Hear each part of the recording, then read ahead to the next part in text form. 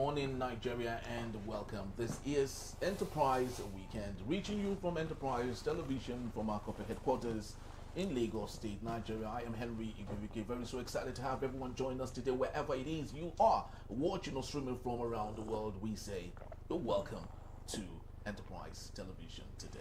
Let's kickstart like we usually do, starting from our newspapers and possibly we stroll through in conversation also for today. Do well to be part of what we do, have a say in what we say. You can reach us when you visit us at enterprisetvnews.com. You may equally like, comment, and follow us on all our social media platforms at Enterprise TV7. Very so honored to have with me right here in our studios, Tochukwu Izukama, public affairs analyst, development communicator, to see through all that we have from our newspapers and possibly our conversation for today. Good morning to you, Tochukwu. Oh yes, good morning, Mr. Henry. Yes. It's nice. Nice to be here. It's nice having you. You guys barely call me, but each time you call me, it feels good. I relish it. Yes, Tochukwu, you are so iconic. Actually, having you every time, especially on the weekend, it's something that we would always, love to see. That's good. Yes. Thank you so very much. You're welcome. All right, so let's kickstart today with the Saturday Punch newspaper. 3 newspapers for us this morning. I just hope that we have enough time to do justice to all of them. Vanguard, the Punch, and equally the weekend version of the Daily Trust newspaper, which is the Weekend Trust. But let's kickstart from the Saturday Punch newspaper for today. We have the big story: terrorist warning letters spark mass exodus, and that is in Kwara State, because we have 2 writers to that story. Kwara community deserted as military, DSS police on red alert, and Monarch seeks help. Council summons emergency meeting. At this point, is quite very despicable, very shameful, really indeed, that Nigeria, a country with lots of budget for the security, but you see, enemies of the state, it's still trying to threaten a democratic system in a country where we have more than enough security. It's quite despicable. But let's take a look at all the matters we have on the top strip. Confusion hits trial of suspected coup plotters. A military awaits a presidential order. At this point, lots of people would say, would this go through? And knowing that the demography that made up of the coup plotters are mostly from the northern part of Nigeria, and knowing that President Bola Tinubu wants a little bit of their votes, would he pass through allowing that to happen, or have them, disciplined for that? Let's start from there. At some point in Nigeria, we thought this would never happen again. Coup. Because in 1999, right, the Fourth Republic, when Obasanjo took over power, lots of politicians at the time were really not interested in going into politics because they thought that the military might still make an incursion. But they were surprised that many years after 1999, we're still enjoying democracy. Yeah. And now the military struck again, but of course they failed at doing that. Do you think President Bola Tinubu would have the gusto to want to discipline these coup plotters, knowing that a majority of them are from the northern part of Nigeria? Well, it's about coups. It seems unlikely, but not impossible, that there can be coups. Not only coups, but successful coups in Nigeria. Coups generally succeed because of a failure of the civilian leadership. Okay. There was a coup in the Philippines, and Mrs. Aquino was the president. And people just instinctively, people just naturally ran out from their homes to oppose the coup. Okay? He made the coup impossible immediately. People were so comfortable with the democracy and Mrs. Aquino as the president. So without thinking about it, they came out to oppose the coup, and naturally the coup failed. But what if people were already disenchanted with democracy, with the presidency? They will applaud the coup, and that would have been a plus for the coup plotters, and most likely the coup would have succeeded. So the democracy has been a disappointment for many Nigerians. And many Nigerians, our power elite, do not care. They behave as though they are an appetite group of leaders or colonial administrators. But then let's continue with democracy. Let's grow with democracy. Let's make our mistakes learn from our mistakes. That's the only way we can learn and grow. So I am opposed to military rule. Let the soldiers remain in the barracks. Already, the soldiers really literally damaged Nigeria. Before the soldiers came on scene as rulers or whatever, Nigeria was by third world standards, a very comfortable, lawful place. At what point now? Because let's go back in memory lane, Tochukwu, from 1960 to about 1965. Yes. That's when you're talking about now. But at that point, there were lots of issues that wasn't good enough. Killings in the southwest of Nigeria. Akintola versus Awolowo and the acid baths, saga and so many other things that warranted the 1966 coup in the first place. So when you talk about harmony and Nigerians enjoying the democracy, what was it what we're talking about? The white man came and roped many ethnic groups, or three major ones, into one country. And after about 6 years, 60 years, they left. So that new country was to have trouble. The question is how much trouble and how do you resolve it? Another thing about democracy is that the earliest vestiges of democracy can be traced to the Greek city-states. But after Macedonia defeated Athens and the rest of the Greek states, democracy disappeared. It did not reappear for more than 2,000 years ago, for more than 2,000 years in the US, about 250 years ago. In the intervening period, European countries built the social, legal, attitudinal, cultural foundations for democracy. Okay? So democracy sprouted naturally, effortlessly. So the white man comes, rule you from, some of us had no concept of state. Igbos will say we are Republican, you were not Republican. You're yet to form a political structure. Really? Yes. If you study the autonomous system that they operated, it wasn't a form of it was a rudimentary kind of political system. But study the Jews, for example, after they left Egypt. It took them a while to form a political system. When Saul, David, Solomon became king, collected taxes, had an army, fought wars, expanded, built a kingdom and empire. But before then, there was no political structure that made that possible. What were they then? Republicans? They were not Republicans. They were a pre-political society. That's what the Igbos should realize. So we keep twisting facts around because we want to believe that the Igbo man can do no wrong. The Igbo man is blameless and harmless. It's not true. But that's by the way. So when the white man left, he imposed a democratic system, Westminster parliamentary system on Nigeria. But it lacked the foundation. Our leaders didn't understand it. What is the word for opposition in Igbo? Ndilo. Enemy. Yes. And so, so based on our mindset, our value system, and our language, we don't understand what is an opposition. A man can oppose you, shout in parliament, and still be your friend. It was unthinkable. If you oppose him, he's my enemy. So the leaders didn't have the skills. They didn't have what it took. We didn't have the foundation. But we wobbled it through until the military came. Nobody invited the military. The military has no business coming there. Emmanuel Ifaj and Ananzogo were idealistic. So with their band of idealistic murderers, they went in their murderous idealism, murdering the innocent. What kind of nonsense was that? You killed mostly the northerners. You didn't kill from your area. Lopsidedness in the killing, which was a basis for trouble. Ironsi said, I foiled the coup, but you seized power. What an oxymoron.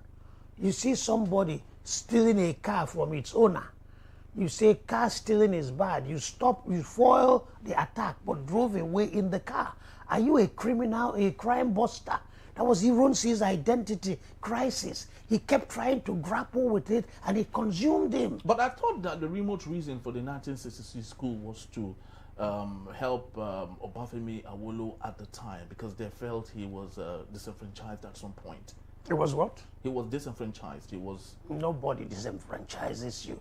The Westerners got their politics wrong, and they were paying a price for it. Today, the Igbos got their politics wrong, and we are paying a price for it. I call them idealistic murderers. They were idealistic, and they were. There was this mixture of idealism,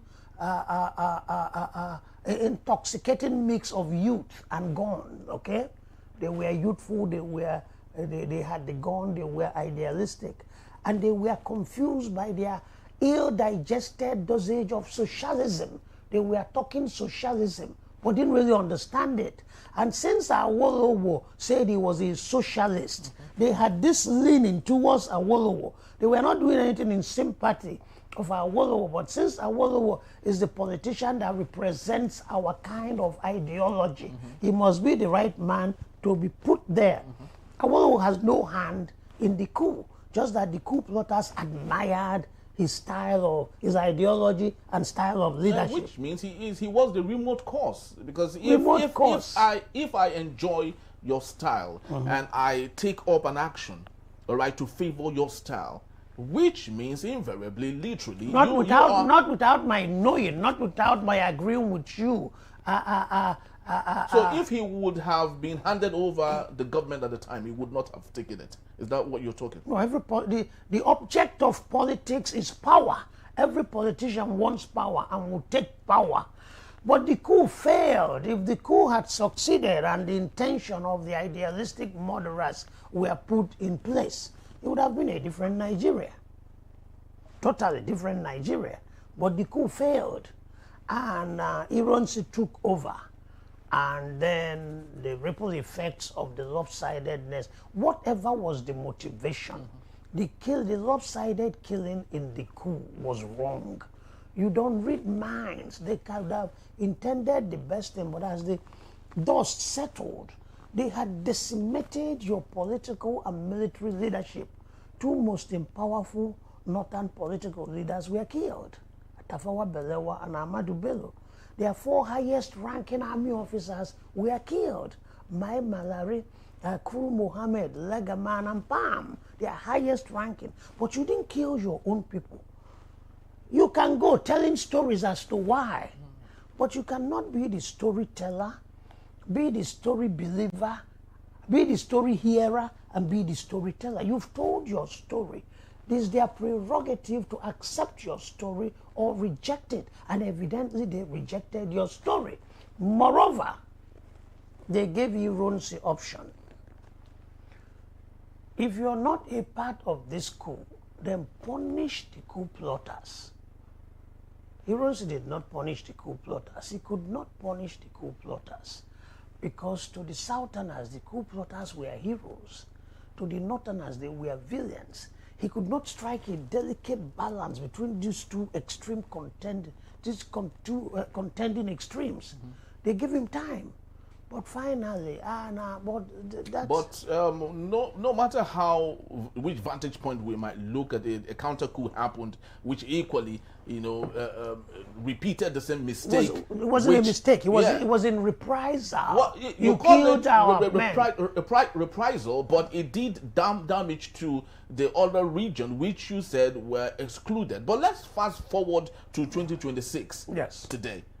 The military had wanted to strike against President Bola Tinubu. Their intention was to eliminate President Bola Tinubu, the vice president, the Senate president, Rabiu, the CDS at the time, Christopher Musa, and a litany of other people. Predominantly, those who were in charge of the coup itself were northerners. So if that had succeeded, how would you have told the story now? I don't know. I lack prophetic powers. I don't know what would have turned because out. It would have been killing of Southwesterners. If it had happened, yes. we would have then addressed it. It didn't happen. So I can't go speculating. I can't go prophesizing. But the coup plotters need to be punished in the military as it is of now. In the past, it wasn't that bad. But as it is of now, involvement in the coup results to punishment, and the person is punished by sentence, death sentence. And that should happen whether the coup plotters are Westerners, Northerners, Easterners.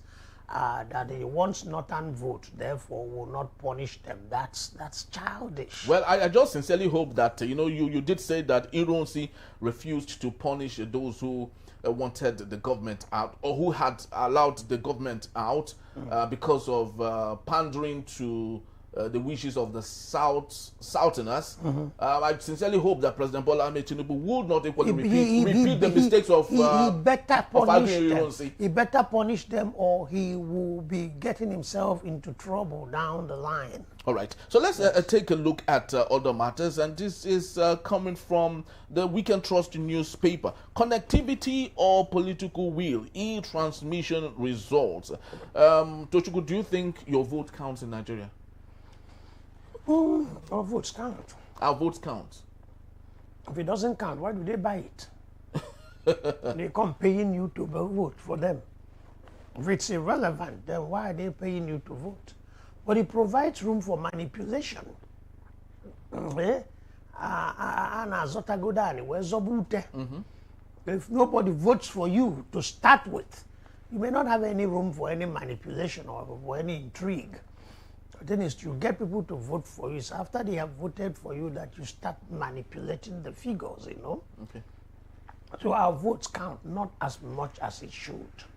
Yes. All right, not as much as it should. But one would wonder if at any point those who are making this possible would ensure that the wheels of Nigerians, work, because with what we see right now, the National Assembly, 10th National Assembly under Senate President Rabiu is a bit sketchy about allowing this to work. E-transmission, 100% of e-transmission.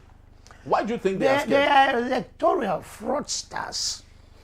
So they are making room for electoral fraud. So if it's automatically transmitted, then the exact result will be transmitted to the portal. Is that what they call it? Yes, portal? Portal. Yeah, will be transmitted. So everything from all parts of the country will be recorded in one place. So it will be hard to manipulate. But if you say, oh no, don't transmit, let's write it down. Who is writing it down? They are in power already. They have the machinery, they have the connection, they have the power, they have the money. Therefore, they can influence whoever is writing it down. They can influence INEC. So it allows them room for fraud. It allows them room for alba cadabra, So it's good Nigerians understood what is involved and went out there to demonstrate. I think they're making some amendments, but the amendments is not being totally in conformity with the wishes of Nigerians. Yes. So the pressure on them should continue to do the right thing. And foolish senators. I don't know the kind of people we have in that place. We have no data, whatever, in my village. Yeah, especially because it's very important that you mentioned this. Amongst those who said they had no network in his village is Ojus Okalu. Yes. Yes, and a couple of weeks back, about 3 days or 4 days back, his community, the women in his community wore black, and they came out in droves, singing a sad song, right, a dead song, that Ojus Okalu before 2027. Okay. Right. So which means that Ojus Okalu, you will die before 2027. So what do you think this is galvanizing towards at this point? Do you think those women will vote for him? Well, people have said, because when I love reading the comment sessions to lots of these viral images. And people said that all it would take Ojo Sakalo is distributing a bag of rice and 5,000 naira, and the same women will turn around to say you would leave. Yes, some of them, not all, but Yes. such a man is already very unpopular in his constituency. Yes. And your Ohafia youths rallied against him too, saying that you called Ohafia a bastion of IPOB activism, and now you're coming to campaign. We will not vote for you. You by tricks, you stopped 150,000 votes from our area. You didn't have somehow they blacklisted 150,000 votes from that area. Therefore, so the Ohafia group is against him. His own hometown group is against him. So he's not popular. And such a man needs fraud. Such a man needs to manipulate the electoral system to make a comeback.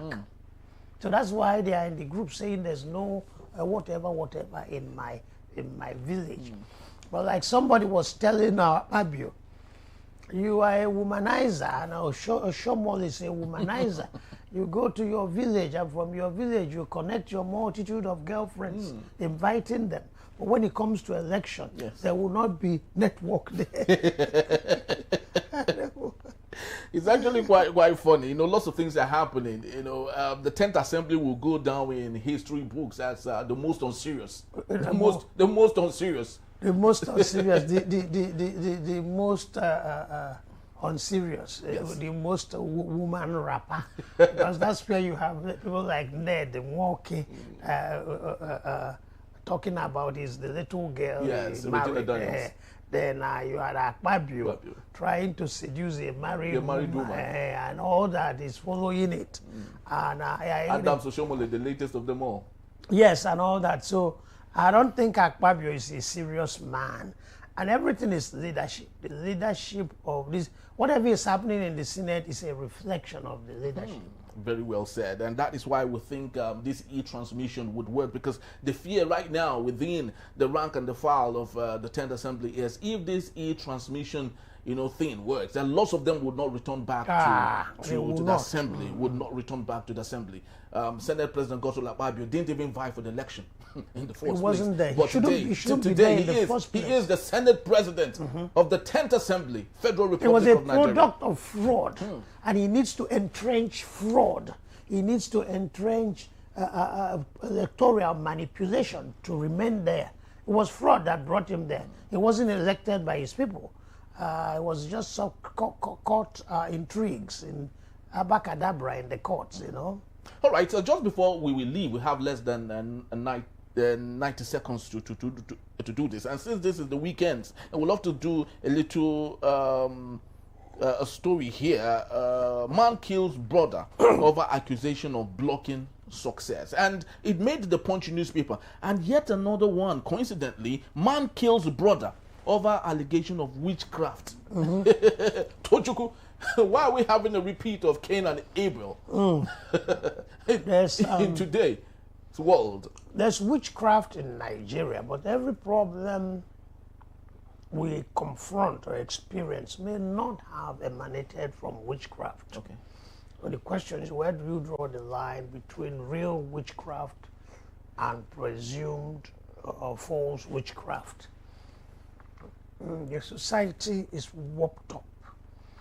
And all these things started because the economy went bad. When the economy was good, people didn't go to church. People didn't visit prophets, as they are called, because an example I keep giving is before you graduate from the university, the employers were there scouting.